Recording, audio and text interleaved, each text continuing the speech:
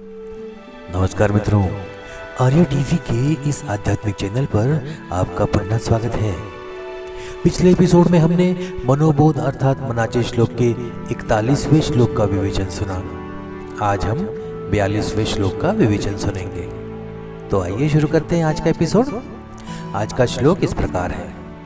बहुता परी है चियाता धरावे, रघुनायका पुले से करावे, दीनानाथ है तोंडरी ब्रीद गाजे, मना सज्जना राघवी वस्ती कीजे। मराठी भावार्थ सुनते हैं। हे मना, तुला पुष्कळ प्रकारे सांगून झाले, आता एकच लक्षात ठेव, प्रभू रामाला वश करून घे। दीनानाथ हे त्याची ब्रीद सर्वत्र प्रसिद्ध आहे, तेव्हा त्याच्याजवळ तू कायमच राहा। आइए हिंदी भावार्थ सुनते हैं। हे मन, तुझे अनेक प्रकार से कहा गया है, अब एक बात याद रख, भगवान राम को वश में करो। उन्हें दीनानाथ के रूप में जाना जाता है, तो हमेशा उनके साथ रहो। आइए विवेचन सुनते हैं। श्री समर्थ रामदास ने मना सज्जना राघवी वस्ती कीजे के माध्यम से मन को स्थिर और भक्ति में स्थायी करने का जो मार्ग बताया है, उसका उपसंहार 42वें श्लोक के पंचक में किया गया है। यहाँ रामचंद्र को अपने दिल में स्थान देने और उनके प्रति अनन्य भक्ति रखने का संदेश दिया गया है। समर्थ का कहना है कि कई मार्ग बताए गए, पर ध्यान रखने योग्य एक ही मुख्य बात है कि मनुष्य को रामचंद्र रघुनाथ को अपने निकट रखना चाहिए। इस पंचक के 5 श्लोकों में परमेश्वर को अपने करीब लाने के साधनों का मार्गदर्शन है। भक्त को गहरी भक्ति से साधना करनी चाहिए, श्लोक 38। चंचलता को त्यागना चाहिए, श्लोक 39। और बुरे विचारों को छोड़ना चाहिए, श्लोक 40। निष्ठा और एकाग्रता बनाए रखनी चाहिए, 41वें श्लोक में उल्लेख किया गया। और अंत में यह विश्वास बनाए रखना कि परमेश्वर दीन, अनाथ और आर्त भक्त का रक्षक होता है, जो निरंतर उसकी शरण में रहता है। 42वें श्लोक में इस बात का उल्लेख किया गया। यहाँ दीन शब्द से तात्पर्य उन लोगों से नहीं है जो सिर्फ कमजोर या दरिद्र हैं। समर्थ कहते हैं ऐसे लोग कई हैं, परंतु वे सभी परमेश्वर के भक्त नहीं होते। नारद भक्ति सूत्र में दीन का अर्थ केवल जरूरतमंदों से नहीं है। दीन वह है जिसने अभिमान का त्याग दिया है और अहंकार रहित हो चुका है। नारद कहते हैं कि ईश्वर को ऐसे दीन भक्त पसंद करते हैं जिनमें अभिमान और अहंकार न हो। सच्ची आर्तता तो वही होती है जब भक्त अपने कर्मों पर पश्चाताप के साथ परमेश्वर की करुणा की कामना करता है।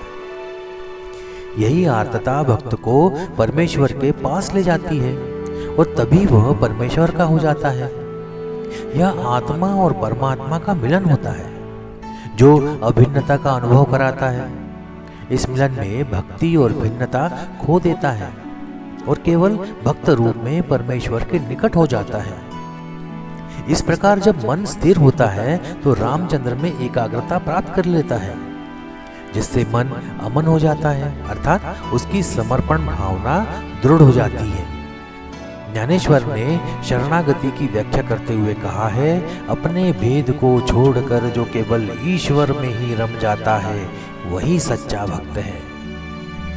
यह शरणागति ज्ञान की निष्ठा से जुड़ी होने के बावजूद आर्तता से भी परे नहीं है। राघवी वस्ती कीजे का भाव भी यही है कि अपने मन को रामचंद्र में स्थायी करो। अब भक्ति में एकाग्रता और शरणागति का मार्ग कैसे अपनाना है?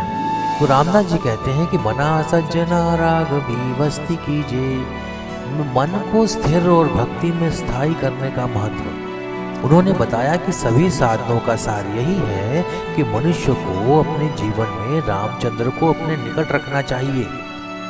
इस पंचक के माध्यम से उन्होंने भक्त को निर्देश दिया कि उसे गहरी भक्ति के साथ साधना करनी चाहिए। चंचलता का त्याग करना चाहिए, बुरी विचारों से दूर रहना चाहिए और अंततः एकाग्रता तथा निष्ठा बनाए रखनी चाहिए। उन्होंने कहा कि ऐसा करने से ही परमेश्वर का सच्चा सानिध्य मिलता है, क्योंकि परमेश्वर दीन, आर्त और अनाथ भक्तों का रक्षक होता है। अब दीनता का सच्चा अर्थ क्या है? तो समर्थ रामदास ने यहाँ दीनता का अर्थ केवल कमजोर, बीमार, दरिद्र व्यक्ति को नहीं बताया, बल्कि उसे असली दीन बताया है जिसने अपने भीतर के अभिमान और अहंकार को पूरी तरह छोड़ दिया है। नारद जी के भक्ति सूत्र के अनुसार भी ईश्वर उन्हीं दीनों को पसंद करते हैं जिनका अभिमान खत्म हो चुका है। जब कोई व्यक्ति अपने गलत कर्मों पर पश्चाताप के साथ ईश्वर की करुणा की याचना करता है तो वह परमात्मा का प्रिय बन जाता है। इसी आर्तता में जीव और शिव का मिलन होता है। अब शरणागति और आत्मसमर्पण का क्या महत्व है? जब भक्त अभिमान त्याग देता है तो वह परमेश्वर के निकट आ जाता है और उसमें आत्मा तथा परमात्मा की एक रूपता उत्पन्न होती है। यही शरणागति है। इस शरणागति में भक्त का मन परमात्मा में स्थिर हो जाता है। ज्ञानेश्वर महाराज के अनुसार भी सच्चा भक्त वही है जो अपने भेदभाव को छोड़कर परमात्मा में एक रूप हो जाता है। इसी प्रकार राघवी वस्ती कीजे का संदेश यही है कि अपने मन को स्थायी रूप से रामचंद्र में स्थिर करें और सच्ची शरणागति प्राप्त करें। तो आज का विवेचन यहीं समाप्त होता है। मिलते हैं अगले एपिसोड में एक नए श्लोक के साथ और उसके विवेचन के साथ। तब तक के लिए जय जय रघुवीर समर्थ। नमस्कार।